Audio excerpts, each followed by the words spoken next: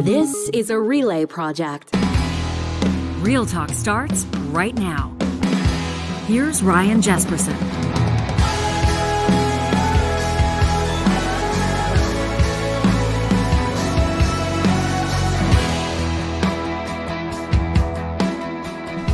It's Thursday, September 8th. Thanks for hanging out with us here on Real Talk. Means a lot when you download the show, when you subscribe to us on YouTube, on the podcast link.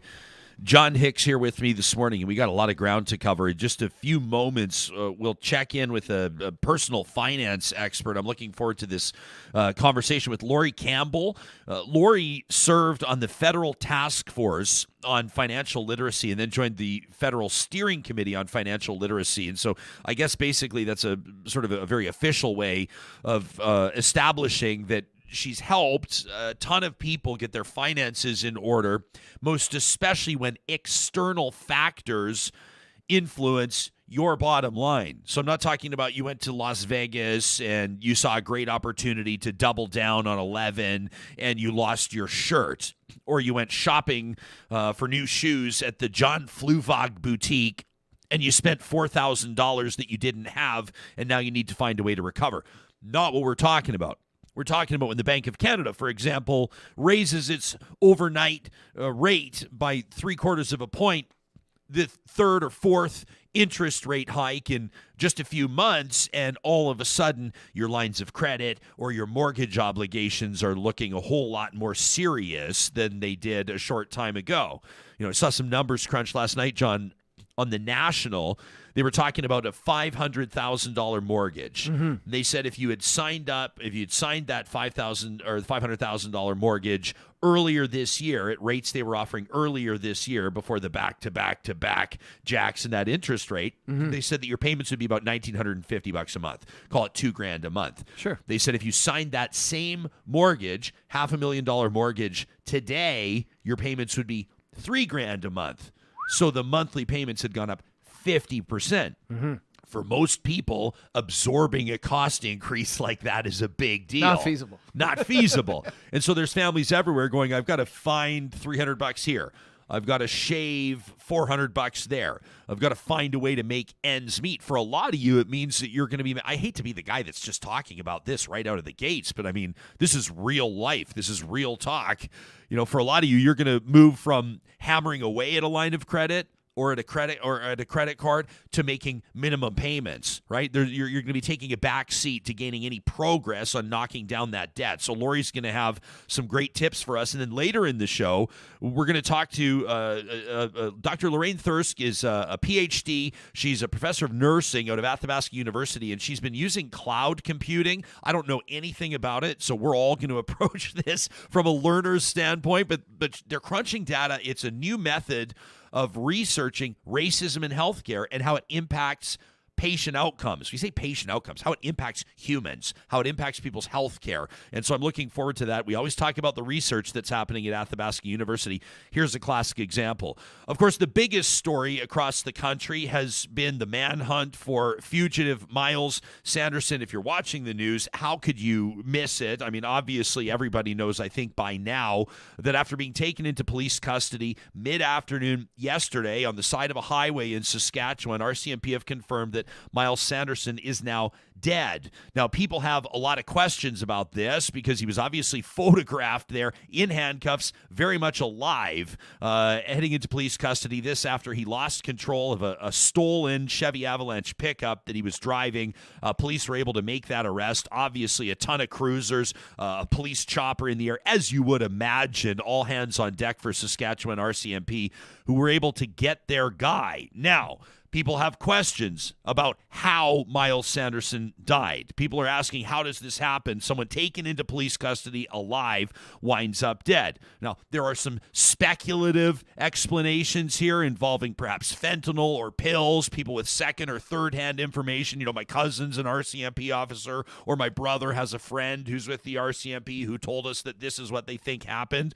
We will report the most reliable and verifiable facts on this. But right now, at this stage, the Saskatchewan's RCMP position has been relatively straightforward. Yeah, he died. He died in police custody. And, of course, they're calling in the Regina Police Service. They call it the CERT, right? The Serious Incident Response Team. Anytime somebody dies in police custody or anytime police are involved in a fatality, a shooting, or otherwise, the Serious Incident Response Team is called in for an independent investigation. This yesterday is Saskatchewan RCMP Commanding Officer Rhonda Blackmore. Police officers surrounded the vehicle and through verbal identification confirmed the identity of the driver to be Myles Sanderson. He was arrested by police and taken into custody. A knife was located inside the vehicle. The emergency alert was canceled at 3:50 p.m. once his identity was confirmed and he had been taken into police custody. Shortly after his arrest, he went into medical distress. Nearby, EMS were called by police to attend the scene, and he was transported to a hospital in Saskatchewan. He was pronounced deceased at the hospital. So, pronounced deceased at the hospital. Now, we'll learn more about what happened. People obviously have a ton of questions surrounding this horrific tragedy, one of the worst mass killings in Canadian history, and perhaps the most, well, not the most unfortunate thing. Let me check myself. The most unfortunate thing is that 10 innocent people are dead, murdered, and 18 others are injured, thousands traumatized, a community devastated. But now we don't have answers. But there's never going to be any answer. And you think about these victims' families.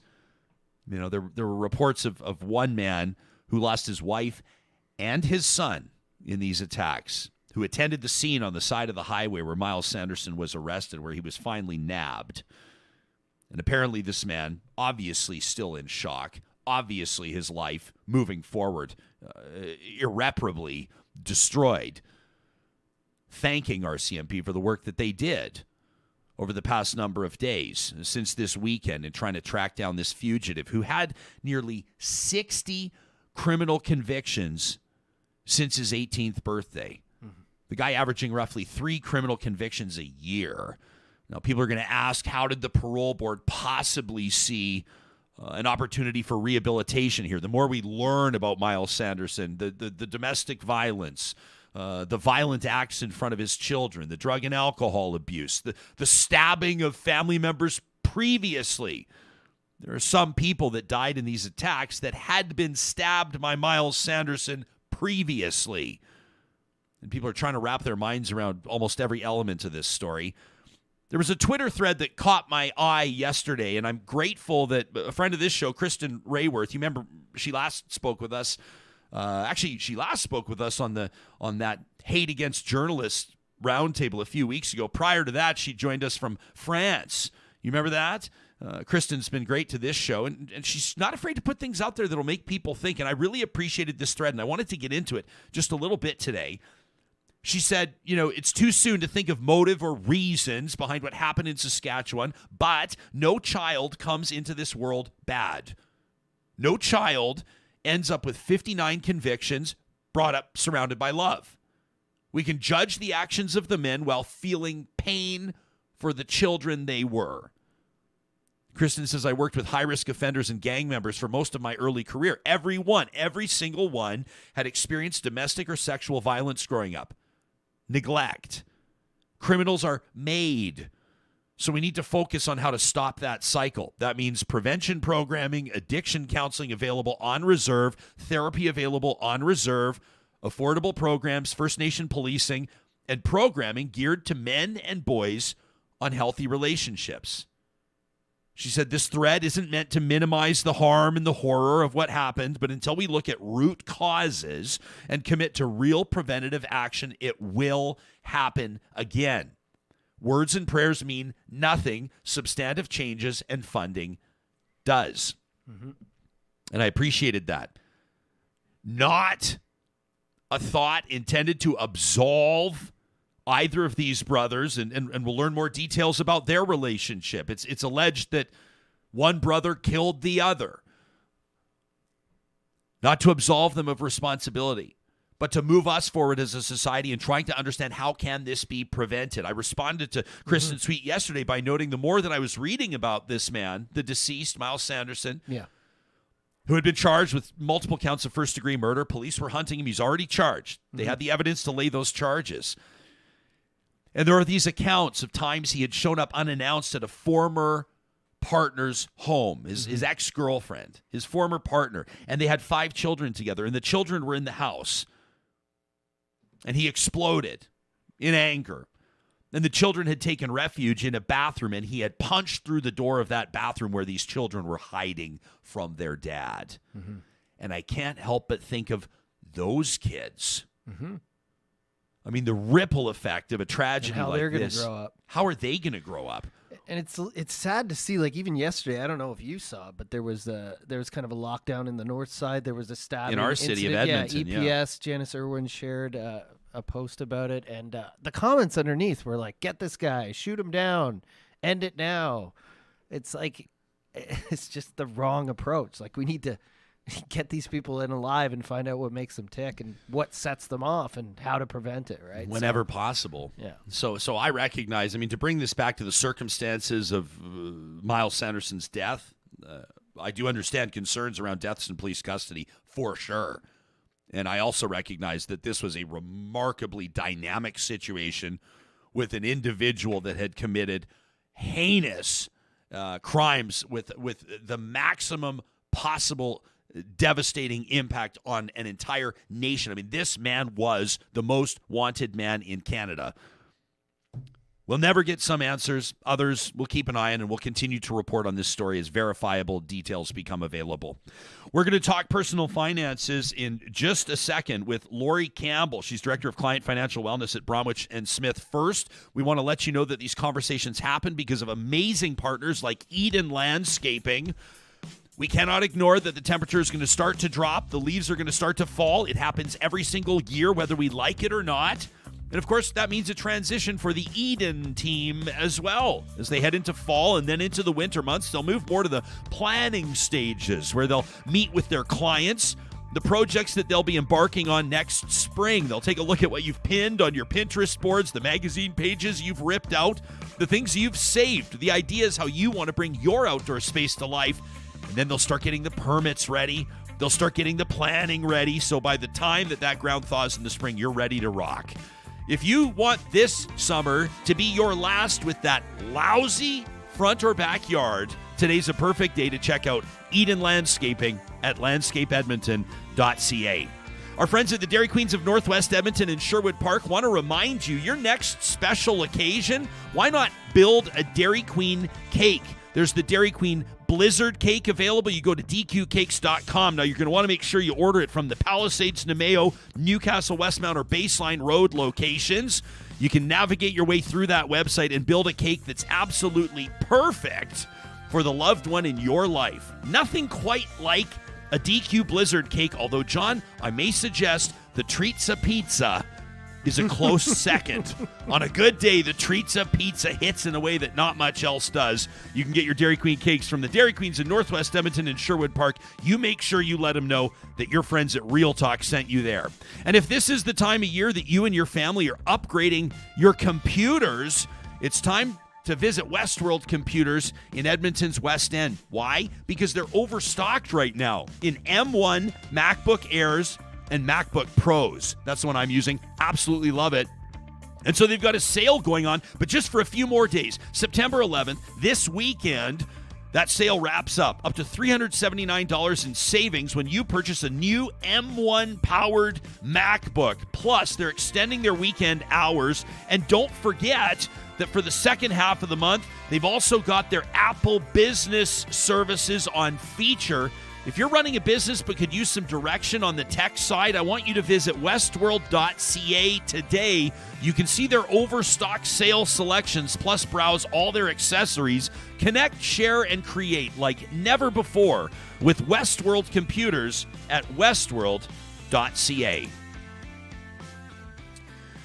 Well, everybody in Canada, probably at least those that have the biannual or the bi-monthly or the bi-weekly or however you have your payments structured, the people that have those direct deposits, the people that have the numbers that can fluctuate from time to time and you wonder what it's going to do to your bottom line, whether or not you can take the family out for pizza dinner this Friday night, or maybe it's better to tighten those purse strings. Everybody trying to figure out what it means when yesterday we hear the Bank of Canada raising its overnight rate by 75 basis points, 0.75% basically.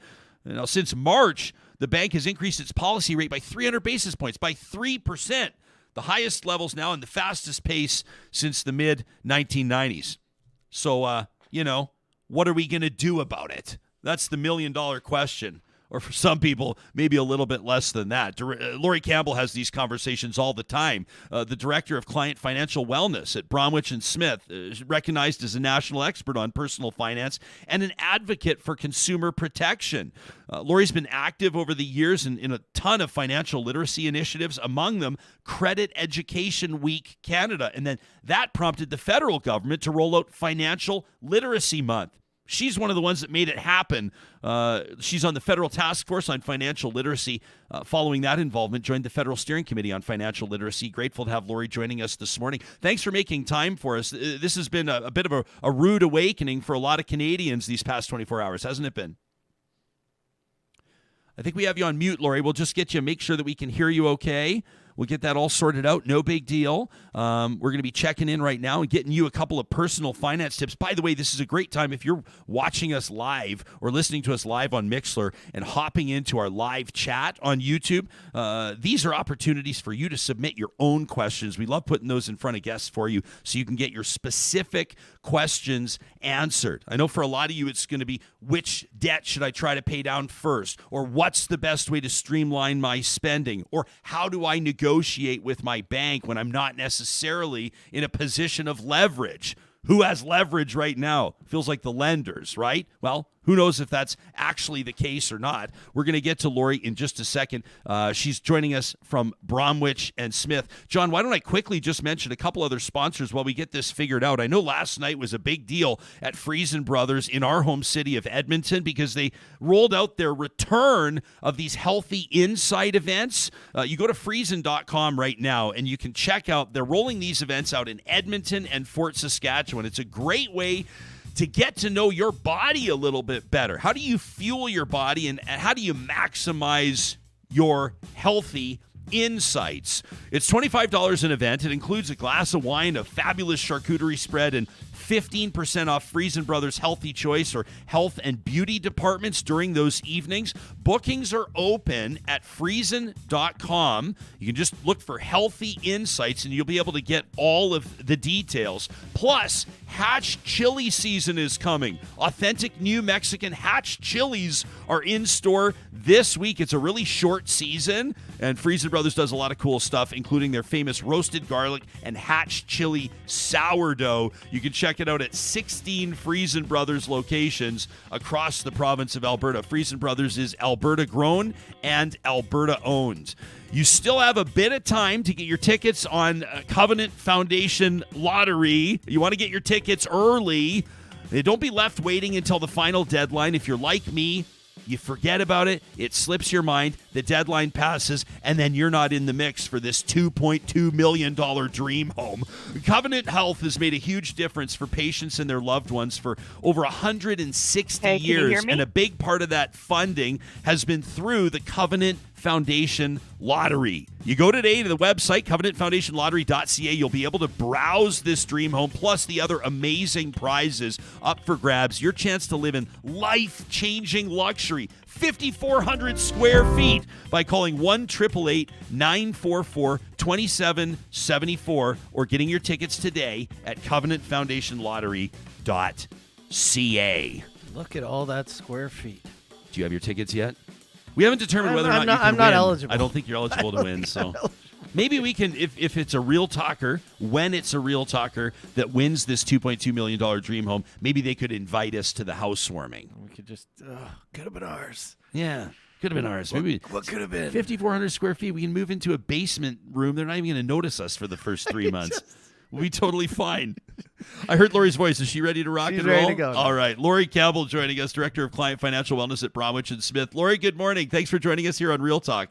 Oh, happy to be here. This is I guess to be candid, a real kick in the teeth for some people, right? We're talking about a 3% raise in interest rates since the spring. Can you put that into practical terms on what that means for people's bottom line? Well, I'd actually say it's been a real kick in the teeth for most people for the last 3 years, and Yeah. this just kind of is the icing on the cake. So, yes, we started out the year with the Fed saying that they were going to increase interest rates over the year, but this last one was a painful one, 0.75%. The story was it was going to be a full percentage, so I guess we can be slightly happy about the fact that it was only 0.75%. And there is indication this will be the last one of 2022, but we're not out of the woods. We know that inflation's still very high, which is one of the reasons that they, started implementing these interest rates over the last 6 to 8 months. The full percent raise. I mean, that was the last time. That was one prior to this. This one, 0.75 of a point. I seem to remember. Correct me if I'm wrong. I seem to remember like a quarter point or a half point used to be a big deal. Yeah. Oh, yeah. A quarter of a point. We all go mad and say, "Oh no, what's going on?" And don't forget, in the last 5 years, if not longer, we've had very little, if any, interest rate increases, and people are freaking out about it. But at the same time, we have had his unusually historical low rates of interest in Canada and across the world. So it's not a huge surprise, is it? Yeah, well, I mean, I guess not. Although when something's going well, you always want it to go well for as long as humanly possible. Before we start getting into the implications for people and maybe some next steps for folks that quite rightfully are going, I literally don't know how I'm going to meet my payment obligations on floating or variable rates. What insight do you have on what's prompting this? I've heard like global conflict, commodity prices. Well, definitely global conflict. There's no doubt that oil prices are going through the roof because of the war in Russia and Ukraine. So that is a definite situation. The other thing we have to remember, though, is we're coming out of a pandemic where supply of items was limited. I mean, some of the supplies went through the roof, the cost went through the roof, such as wood, obviously oil, and groceries. So now we're in a situation where there's still low supply in some areas, but this inflation has hit record levels as it did in July. And let's top it off with the fact that we also have a situation where as these prices increase, such as groceries, let's take a look at them. We're also seeing shrinkflation. So we're seeing individuals in a situation where they go to the grocery store, something they bought a year ago is now 3/4 of the size, but they're paying the same amount for that product.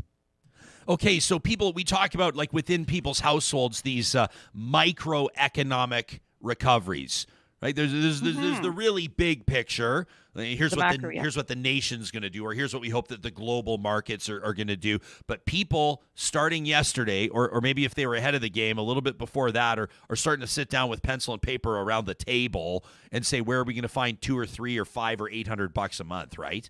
Exactly, because the average cost per Canadian household is going to be about $400. So if you've got a huge mortgage, let's face it, your costs are going to be astronomical compared to that. So people are going to have to sit around the kitchen table, find out where this money is coming from, and find out how they can cut back. I mean, there's going to be some tough decisions Canadians are going to have to make over the next year. So that's kind of the point in a way, right? Like the Bank of Canada is trying to sort of pump the brakes on inflation a little bit. They're essentially trying to get people to, in a way, like stop spending, right? Yeah, well, and think about it. It seems so bizarre. We just came out of a pandemic where nobody was spending, right? You think about it. Nobody was going to. I mean, in certain areas of Canada, things were locked down for months. So nobody was going anywhere. And that was an interesting dichotomy here, is that people were actually saving money during that time.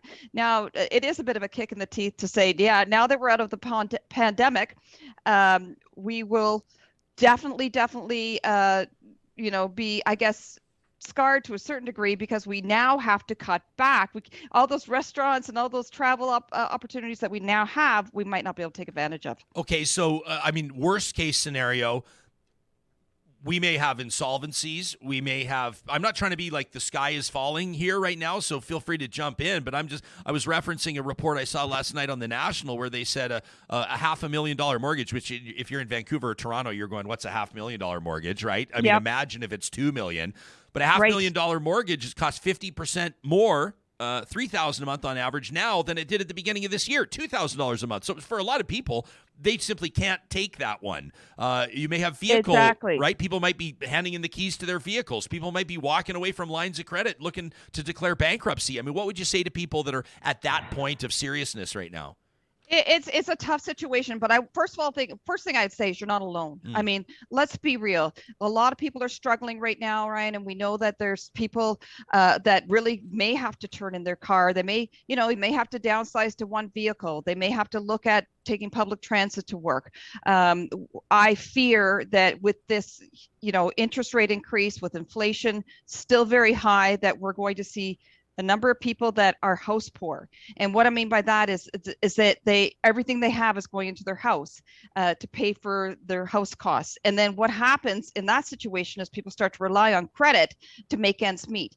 And that's where as you mentioned, insolvencies or consumer proposals will be on the rise. Okay. So with regards to plans of attack that people will make right now. Some people are going to say we can't afford to do the weekend at this destination. Some people are going to say we're going to cancel kind of the extraneous, like, Tuesday wine night with the girlfriends, or the guys are going to maybe cancel those plans to go play those last couple rounds of golf. They go, we save $200 here, we save $200 there. I know, right? I know. And by the way, on a side note, this is bad for all the businesses. Exactly. They've gone through so much during COVID. Like, let's face it, how many businesses have gone under during COVID? Too many. Now the government's saying, put on the brakes, don't spend any money. So, I mean, next thing you know, we'll have to cancel Christmas. And I hate to be Scrooge, but, people are going to have to think, if they spent thousands of dollars last year on Christmas, they are not going to be able to spend anything near that this year. Yeah. And, it does mean canceling plans. It does mean perhaps that vacation that you were thinking about, you might have to put on the back burner for now. If you don't have an emergency fund in place, you need to get one, because there's nothing worse than having to rely on credit because your roof needs to be repaired, or you have to rely on credit because your car breaks down. So, I mean, the reason I say that, Ryan, is that interest rates on credit cards are between 19 and 29.9%.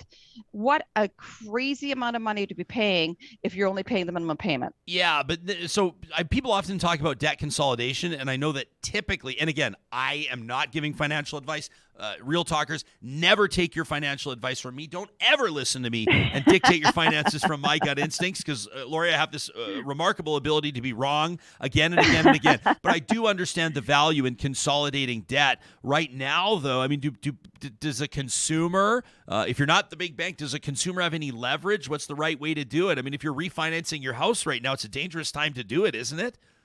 Well, if you are refinancing your house and you have 19.9% plus interest rates on these other credit vehicles, it would make sense to incorporate that into your mortgage if you have some equity in your home. What is concerning is the banks are really pushing back because they are seeing the values of homes perhaps going down. And so how much equity do you really have right now? And if you're looking for a consolidation loan outside of your mortgage, or you don't have a home, it's going to be very difficult. The banks are also seeing the possibility of higher delinquencies. And this generally will happen when interest rates climb and inflation has been, as we saw in July, at a fairly high level, more than 40 years. Yeah, no kidding. Do you have 3 more minutes?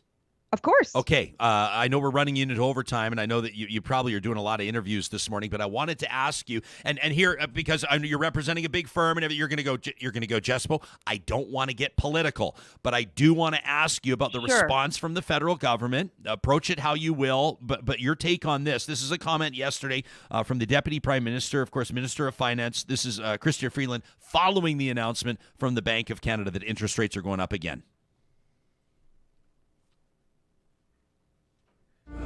This is a challenging global environment economically.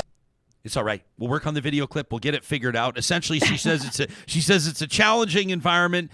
She says the federal government is doing what it can. I think we're ready to rock on it. Johnny, let's roll it. This is a challenging global environment economically. We are still dealing with the aftershocks of the COVID recession. We now have Putin's invasion of Ukraine causing huge challenges for the global economy, principally Europe, but that has an impact on all of us. And Canada is not immune to these challenges. What Canada has, though, going into these challenges is really strong economic fundamentals. We have this year the strongest growth in the G7.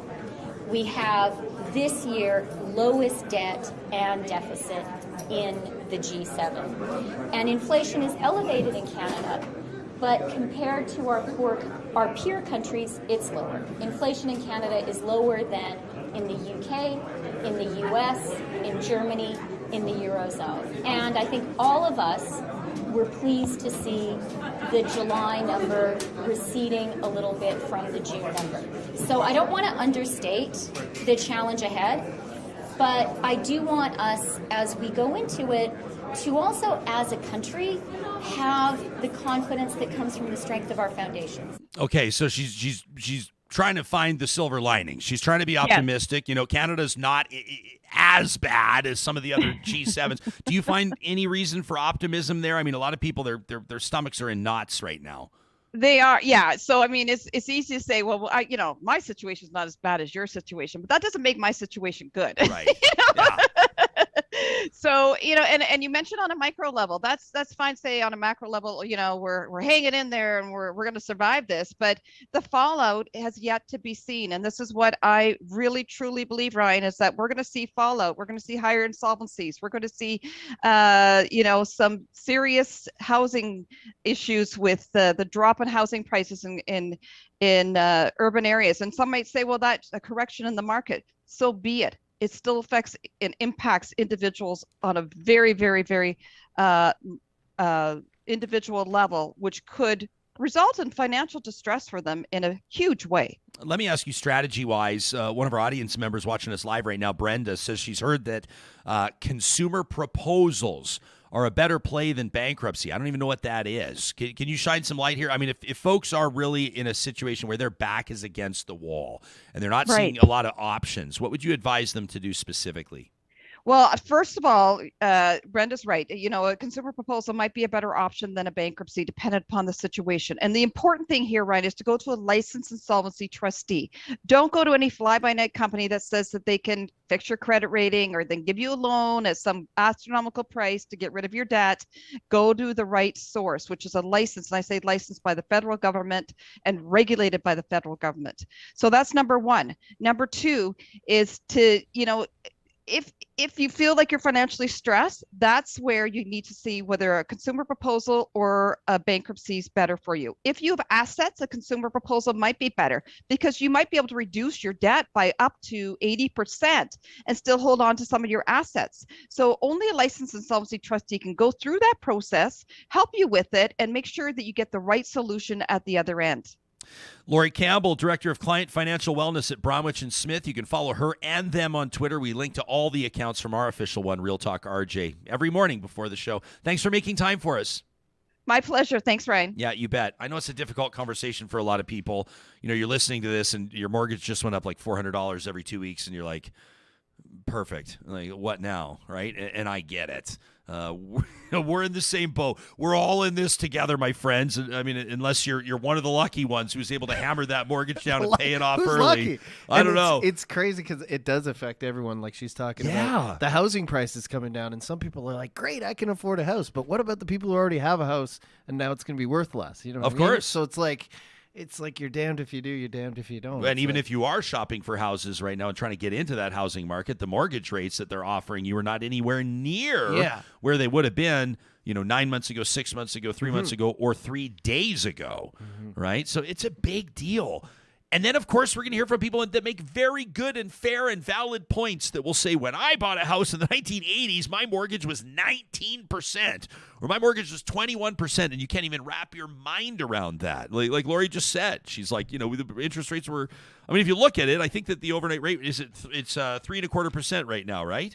Yeah, 3.25% right now. Like it was 0.25% several months ago. I know. Which is wild. Yeah. Right?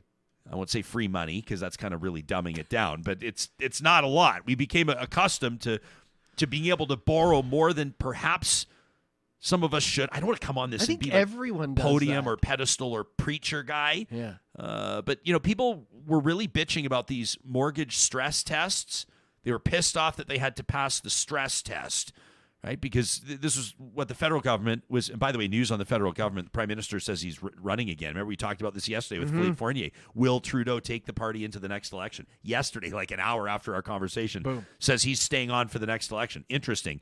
The Prime Minister is announcing a dental plan, a federal dental plan today in Vancouver for low-income families across the country. So that's a story we're keeping an eye on. Part of his deal with the NDP.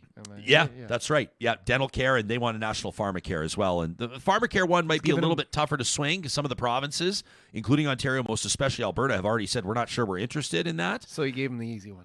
Yeah, give him the easy one. Free dental care for low-income families. Who's going to fight that one? But yeah, this is kind of an interesting scenario to be in because, the stress test, a lot of people were saying, well, the federal government's trying to cool real estate trends in the big cities like Vancouver, where it's like $2 million for a knockdown, right? Or Toronto, where it's like people that are trying to work in downtown Toronto, young professionals can't even afford to live within an hour of the city. So the federal government tries to get involved. A lot of people don't think that the federal government should be involved in the markets. I know I'm opening up a can there.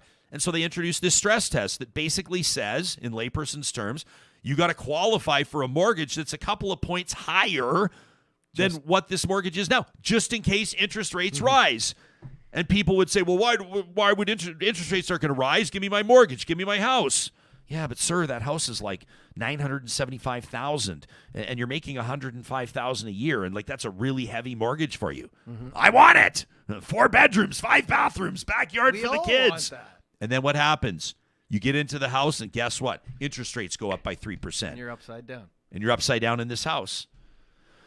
I feel the pain, friends. We're impacted like this, just like everybody else. Like to shine a light on our personal situation, we literally renewed our mortgage yesterday. I told you we were going to do it. Didn't get the greatest deal. Can you tell? Decided to. Can you tell this is on my mind? Do a show on it. I'm not going to drop numbers. I'm just going to tell you we're paying a lot more now than we were before. And I'm smiling and I'm laughing so I don't cry. But what are we going to do about it? I'm in the boat with you. If you have thoughts on this, maybe it's a trash talk for tomorrow. This cathartic exercise. You need to just get something off your chest, or maybe it's more measured input, thoughts, musings you'd like to share with Real Talkers. talk@ryanjesperson.com is where you can send us that email. In just a second, we'll talk to an Athabasca University professor, a researcher who's doing amazingly important work exploring and trying to better understand racism in healthcare. Dr. Lorraine Thirsk, our guest. We haven't even really mentioned the Queen yet, by the way. The Queen is under what they're calling medical supervision, but all family hands on deck. All of her kids, including Prince Andrew, by the way, traveling to Balmoral in Scotland to see the Queen. I won't say anything or speculate before it happens, but when a 96-year-old is under medical supervision and the entire family's coming to visit, draw from that what you will. Okay. Well, Athabasca University, we tell you about it all the time. I mean, it's Canada's online university. You already know that. Why do tens of thousands of post-secondary students across the country trust Athabasca University to further their career, to deepen their understanding of fields that are capturing their interest that could provide new opportunities? Well, it's because the world-class accredited online programs and courses offer you the flexibility to learn at your own pace on a schedule that suits your lifestyle. The kids are home from school. Maybe there's an unanticipated illness. You need to take a couple of weeks off. No big deal, right? You want to maybe go on a family vacation, get away through the winter months. Maybe you're going to be traveling or on the road. Maybe you need a mental health break. You're not going to fall behind in your studies at Athabasca U because you are determining the pace of your studies. It's a perfect fit. They have thousands of opportunities. They've got these micro courses all the way up to the fully accredited degree programs, research opportunities too. Your best step forward could be a visit today to athabascau.ca. It's Canada's online university. That's where Dr. Lorraine Thirsk is an assistant professor and registered nurse in the Faculty of Health Disciplines.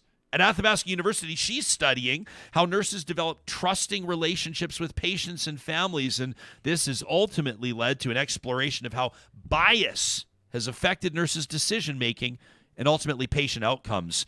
Dr. Thirsk, welcome to Real Talk, and thanks so much for making time for us this morning. Yes, thank you, Ryan. So people hear about systemic racism in healthcare. We've had conversations on the show before. We know that it is a thing.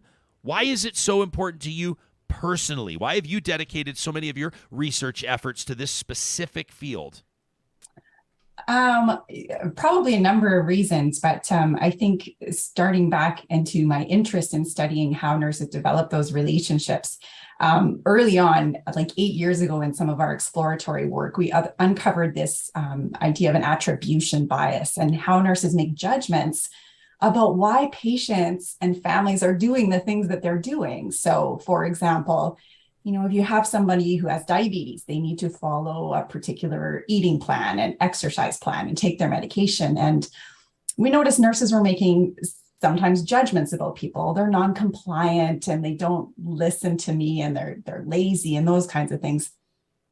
But then we found some other nurses were like really good at digging in there and finding out what's happening in your life, like what is going on in your broader context that's making this more difficult for you to do these things that we as healthcare providers are telling you to do. And so that got me looking in bias, and that's called an attribution bias. It's a cognitive bias. And I was really fascinated by this idea of bias in nursing practice. So I started to explore it more. And then, of course, I think in the last few years, there have been a lot of cases in the news, a lot of reports across Canada and the world about this problem with systemic racism. And so I started to look at, well, from a nursing perspective, I'm a nurse. I'm interested in what nurses do in their practice. And so what are we doing as nurses? What could we do better? What's going on? And so that's really driving me. And I guess from a personal perspective, I've developed some close relationships with other nursing academics who identify from racialized groups, and working with them, this just seems like the most important topic. I know all researchers think that their research is the most important topic, but it does seem like it is something really worthwhile doing. So I guess that drives me to look at this more. Yeah, and I don't think, and I like that your chuckle reiterates to me, we don't need to start stacking up whose research is more important, because every researcher can make the point that their research is the most important, but yours is particularly significant because, number one, it impacts professionals working in healthcare, right? Or would-be professionals working in healthcare. And it also impacts patients. And really, who doesn't interact with the healthcare system? We're talking about millions of Canadians, and people around the world for that matter, impacted by this systemic issue, right? Yeah, and I think, we don't yet have a really good understanding of the particulars in the healthcare system. So how specifically is this showing up when you go to the hospital? What things are we doing to actually improve these outcomes? But I think that there's enough evidence thus far to say that this is a problem, it is affecting outcomes, and we really need to get some better data to understand it better. Can you give us, before we start getting into some of the research, some of the results, the early results anyway, the conclusions you've been able to draw, or perhaps where it's steering your research moving forward, can you tell us how you were conducting the research? I was reading about cloud computing, and my understanding here is that there's some pretty innovative stuff happening at Athabasca. Yeah. Oh, sometimes it's a little bit over my head. And so this just isn't about me. I do have a team of really great people behind me helping me to do this. So I started off as a qualitative researcher, and I'm really interested in language and what language can reveal about our beliefs and our attitudes. So I started doing that in qualitative research. And then I came across this database of electronic health records. So it's hospital charts from an intensive care unit in the Boston area. Actually, it's actually several intensive care units in this hospital system. And they have made their data freely and openly available. It's de-identified, so all the names and identifying characteristics are removed. But they have this massive database that's available. And so through Athabasca University and their amazing digital infrastructure and research support, I was able to access this database and start to explore how is bias showing up in these charts.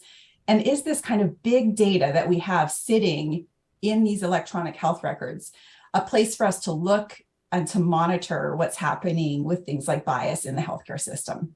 So that's what we've started doing. One specific thing that we are interested in is looking at the language that healthcare providers, so nurses, physicians, social workers, physiotherapists, the type of language that they're using when they're writing in those charts or typing in the charts. I guess they're electronic now.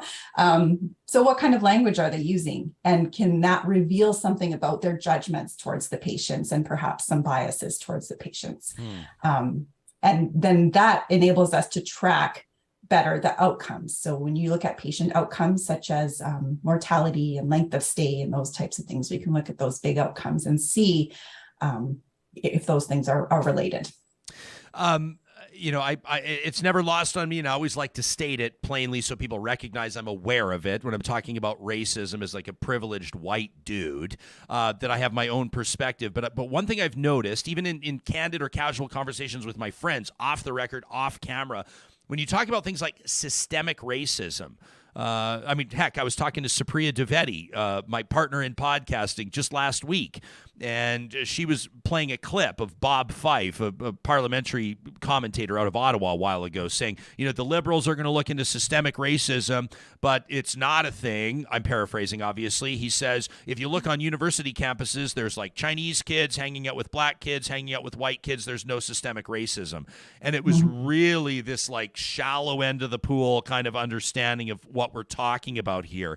And I do think it's important to note that when you talk about systemic racism, you're not talking about like Ku Klux Klansmen at the door of the hospital. It's not obvious and abrasive and for that matter, confrontable all the time, right?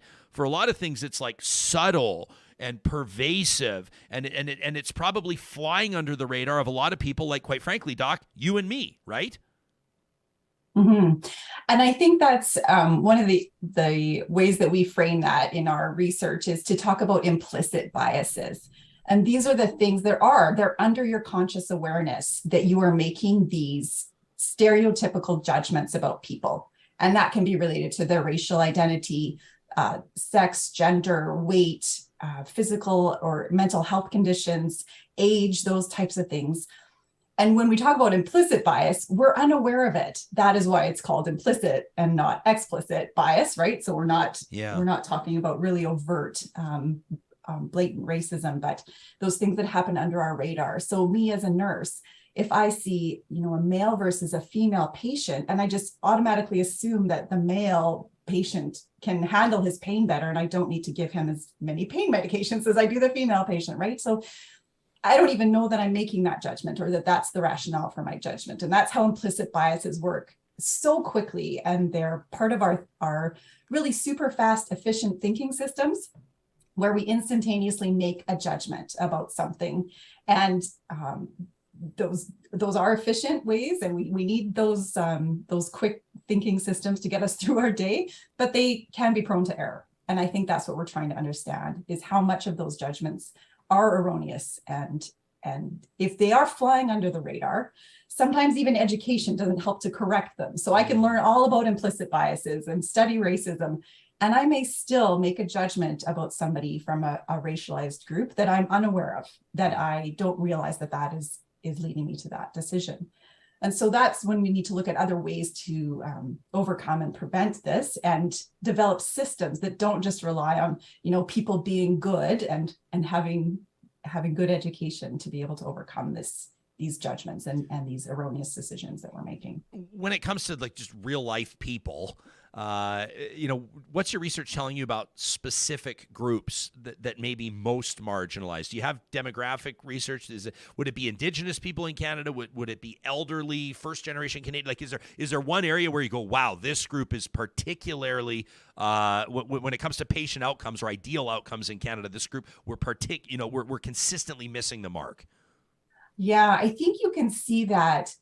So that hasn't come across clearly in the research that we're doing yet because we don't really have good data. But if you look at the larger population level health outcomes, You do have things like the Manitoba Centre for Health Policy came out with a report a couple of years ago showing that the First Nations people in Manitoba are actually having worsening health outcomes. So when you look at big population, I'm talking like Statistics Canada levels of examining health outcomes. We do know that, for example, Indigenous people have poorer health outcomes in Canada than the rest of the population. When I'm talking about like the data that we're seeing in the hospitals, this is where we're running into some problems in Canada. So right now, across Canada, there's no standard way to collect race-based identifiers.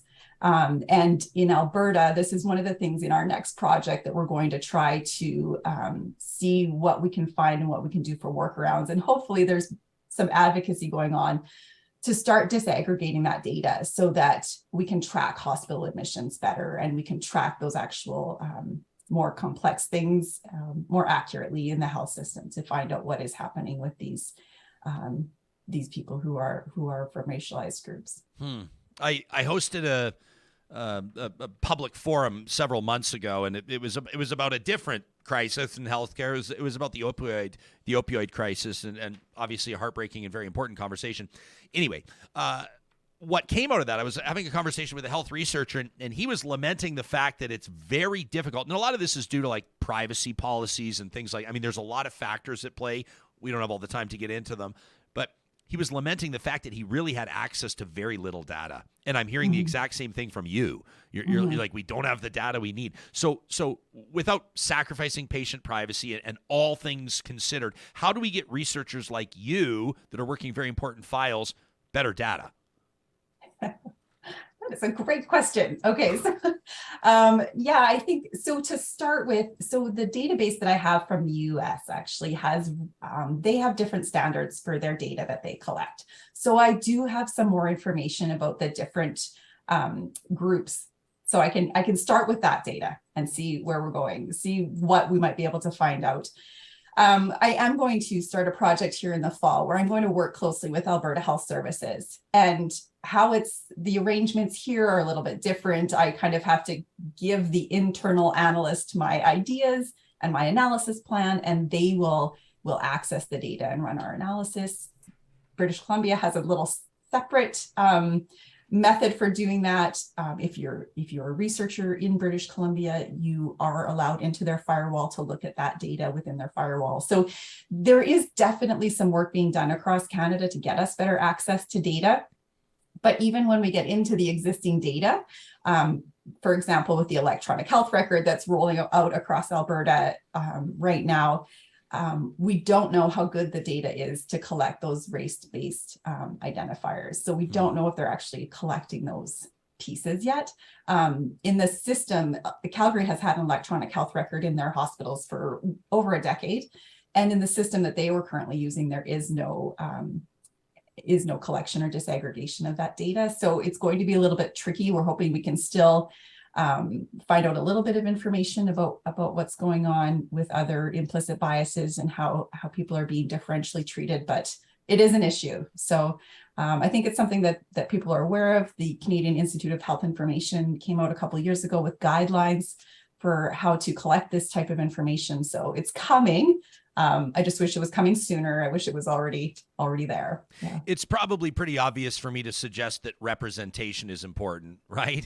Like representation with regards to, I mean, in particular, we should note that you're an assistant professor and RN in the Faculty of Health Disciplines. So let's say representation in nursing, representation with the doctors that were graduating, the researchers, not just the patients, but how important, I mean, it sounds like an obvious question, but how important is representation in the hospitals, in the care facilities? Mm-hmm. And sorry, just to clarify, you mean what kind of diverse group of nurses do we have? Exactly. Like how important is it to have young Indigenous, these bright, talented young learners interested in fields like nursing and other, medical fields? Yeah. It is very important. And I actually have a colleague in the Faculty of Health Disciplines. I'll just give a little shout out to Dr. Kate Leslie, who does workforce planning and has been very involved on the national and international stage at trying to track that better data for those to find out, how many Indigenous nursing students do we have in our program? Not enough. It doesn't reflect the general population of, and so what do we need to do in terms of making those more accessible and safer programs as well, decolonizing our programs to attract people from a diverse range of groups. I'm trying to decide whether or not I'm going to say this. We have a scholarship that we give away every single year. We're actually going to be announcing the scholarship recipient a week from tomorrow, so I don't want to give away too much, but I can let people know that she's a nursing student. She's just a remarkable young person, and the more that we've corresponded with her and come to a better understanding, it sounds to me like the nursing field right now remains extremely competitive with regards to people enrolling, people wanting to pursue careers in nursing. This despite trends that we see. I mean, the provincial ministers of health and others have confirmed that there are nursing shortages, that they're trying their best to recruit people from out of province. We see Alberta's premier doing this all the time, the whole calling BC thing. Don't worry, I won't ask you to get political. But I'm curious to know what you're observing with regards to interest in the field of nursing and the so-called next generation of nurses. What do you note? Oh, what do I note? I do note I work with so undergraduate students who are getting their bachelor's of nursing to become registered nurses. Most of them are working as licensed practical nurses right now, right, and they're seeing that there are other additional opportunities and they want to advance their career. So we have that group of people. And we also have a group of people who have been nurses for a while and they're doing their master's degree, and whether they want to get into teaching or leadership or pursue research. They're burnt out. I mean, the pandemic has been hard on people. And we do need more nurses. It is still really competitive to get in. You're talking about really high grades out of high school to get into the traditional, universities for nursing programs. And Athabasca University is a little bit different. We have a little bit different cohort of nursing students, and hopefully are trying to make this type of education more accessible, allowing people to advance their education and advance their degrees. Can you explain to us a little bit the difference? I mean, let me be honest, like, obviously people know this, like Athabasca University sponsors this show. Like, that's not a secret.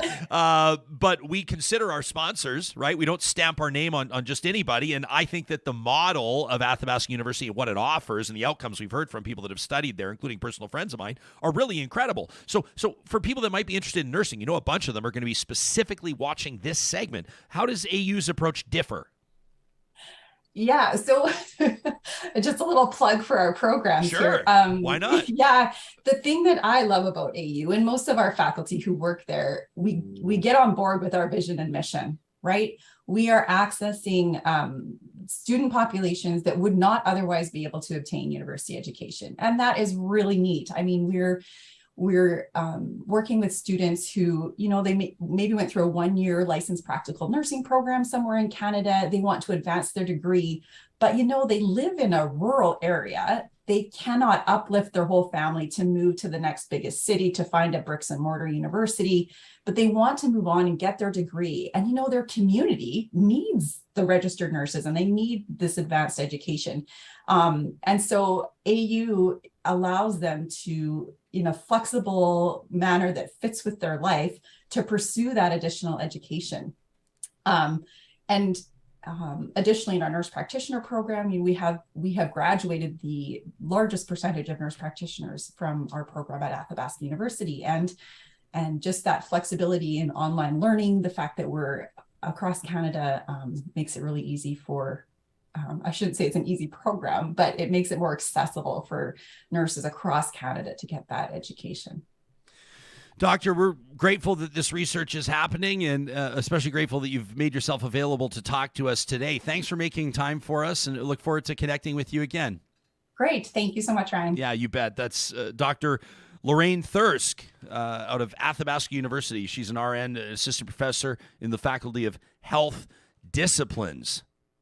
Love it. That's important stuff. Also grateful for our live chat and the questions that have been, and some of the anecdotes and the comments that have been shared there. This from Sharon, who's been such a wonderful friend of the show. Actually got to meet Sharon. You and I have plans to grab coffee. What are we even doing? Sharon and I met at a live event, a live recording of The Strategists, which is one of my favorite podcasts. I love to listen to it. And Sharon and I hugged like we've known each other for 30 years. Anyway, she says, you got to ask Dr. James McCokis about this subject. She says he would be a great guest. It's hard when you have white people talking about this subject. And Sharon, I can totally appreciate where you're coming from. And this is on our radar, right? It's not lost on me. And I try to state it in the interview. I go, this is 2 white people that are talking about this. And but also I think 3 white people. Sorry, John. I do also think it's important that white people talk about this, but not exclusively. 100%. Not exclusively. No. So let me remind you, I can't believe we're coming up on a year already, but if you go back into our archive, you'll find Dr. James McCokis was last on the show coming up.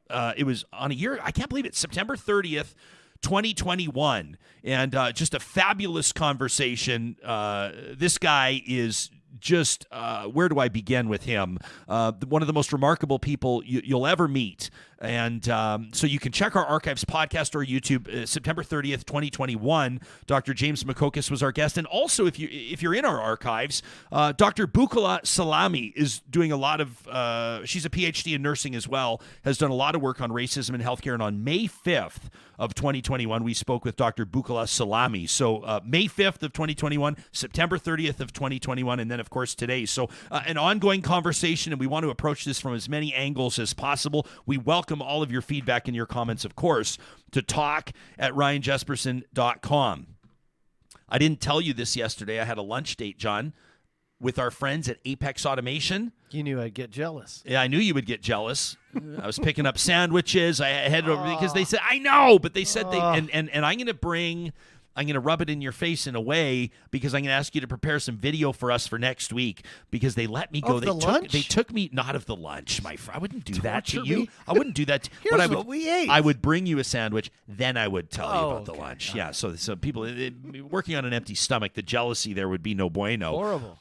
But the team at Apex says, hey, listen, we've been putting out the call for engineers across the country. They're hiring the best and the brightest, the most motivated, the most skilled, the most talented, the people, if you will. They said, but how much do you know actually about automation and what we do? And my answer was like, maybe not a ton. And so I went out to their West End facility, and they toured me around, and in particular, they had their software and electrical engineers, John, working on a new program, software they're writing for a SAG-D facility. And I'm going to show you the video footage next week. Fascinating stuff, getting these systems to operate. I said, what else do you do? They go, well, we work in potash mines and breweries and manufacturing facilities and all kinds of businesses. Apex is giving people back their time. They're taking the humans out of the boring, mundane, and dangerous jobs and allowing everybody a better quality of life, including their own employees. Your new career, your next move might start with a visit today to apexautomation.ca. We're so proud to partner with them. You know, all this talk about cost of living and costs on the rise and Canadians going through the exercise today, and I know it's a painful one. The pencil and the paper's out, and you're trying to find a way to save money. Save yourself a whole lot of pain and take 5 minutes to go to parkpower.ca right now. We know that utility rates, a lot of them have been really sky high. Park Power's got you covered with the fixed rates, the variable rates. You can compare your rates on electricity, natural gas, and internet today. If you're like real talkers, I mean, Jill is one off the top of my head. She wrote in and she said, oh my gosh, when we switched over to Park Power, the only thing I'm wondering is why didn't I do it sooner? She's saving money every single month on administrative costs because she bundled all the services together. Plus, of course, you know, the promo code 2022-RealTalk knocks $70 off your first bill, no strings attached, at parkpower.ca. I hope that resonates with one of you. I know that at least one of you out there right now is going, I know I got to do that. Just do it! And once you're signed up with Park Power, why not get in touch with Kubi Energy as well? You know, they partner together. Kubi's putting solar panels on roofs across Western Canada with their Tesla-certified installers. More people now than ever before because the federal government has this $40,000 interest-free loan available. It's the Canada Greener Homes Grant. Kubi's the expert on it. They do all the paperwork for you. Interest-free opportunity to go sustainable, to go green on your home front. In the summer months, when your system's providing more power than you need, you sell it back to Park Power, and they're going to pay you more than the big guys do. Guaranteed. Get your free quote today at kubienergy.com. localenvironmental.ca. Our friends at Local Environmental Services include, of course, services in Alberta and Saskatchewan. We're reminding you that this family-owned business for more than a quarter century has been providing better service, better prices, and more support for local causes. If you're an entrepreneur, you're a business owner, you're dealing with local waste, there's an issue, or you want to get ahead of something, you call the number. A real human's going to answer the phone and talk to you. You're not going to an international call center. They're not going to take 20 minutes to get through the switchboard. It's real people keeping it local. Let them show you how they can help by requesting a quote today at localenvironmental.ca. And don't forget Trash Talk coming up tomorrow, presented by Local Environmental Services. Just had to let the studio band wrap that one up. If you were going to work on a Trash Talk this week, would you have one coming? We've got a very diverse lineup, a very diverse offerings of Trash Talk submissions this week, including one from a fella, Jerry. I remember his name because his email is absolute fire. Jerry Puliev. Jerry Puliev. And his brother, Jeff, both wrote into the show. Jerry was at the Motley Crue concert. Oh. At Commonwealth Stadium in Edmonton. You're talking about jealous about the lunch. I was jealous about that. Yeah, and well, Led this Zeppelin guy. and Oh my God! sorry, Def Leppard. I'm like, wait a second, what? Led Zeppelin, Def Leppard. But so we got a Trash Talk on Motley Crue, which is like actually will prompt you to pause and think. For some of you, you've probably been screaming Jerry's message for years, but I digress. I'll save that for tomorrow. Excited. We've got a couple on costs of living. But is anything any burrs under your saddle? You want me to pal? submit Anything my grinding first your Trash gears? Talk? Yeah, well, you want to submit a Trash Talk for tomorrow?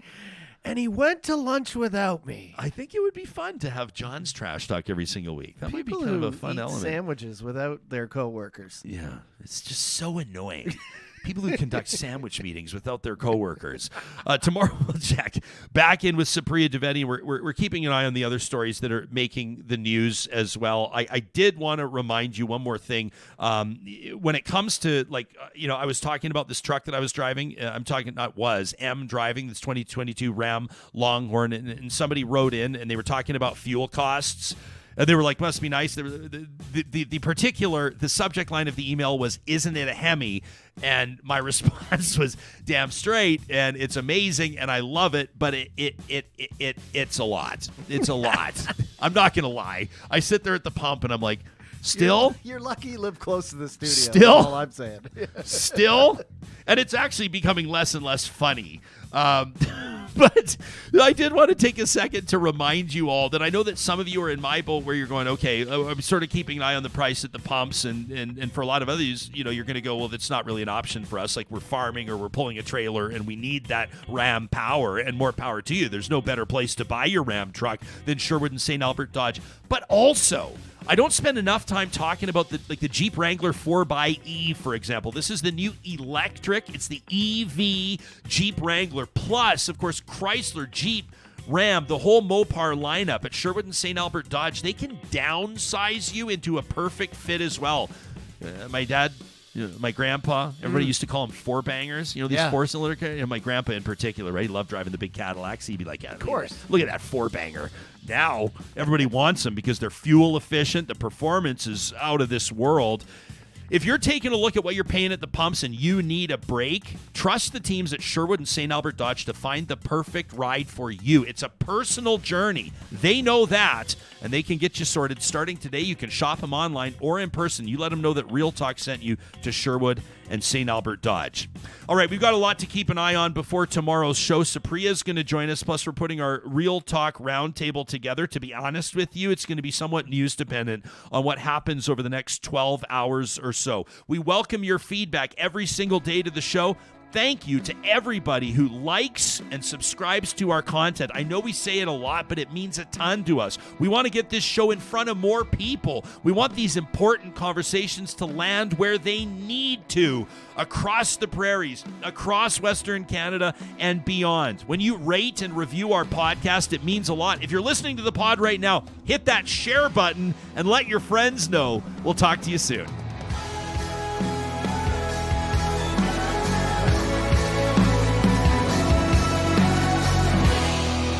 Real Talk is hosted by Ryan Jesperson, executive producer Josh Dunford, technical producer John Hicks, general manager Katie Cook-Chivers, account coordinator Lawrence Derlego, human resources Lena Shepard, website design Mike Johnston, voiceover by me, Carrie Skelton.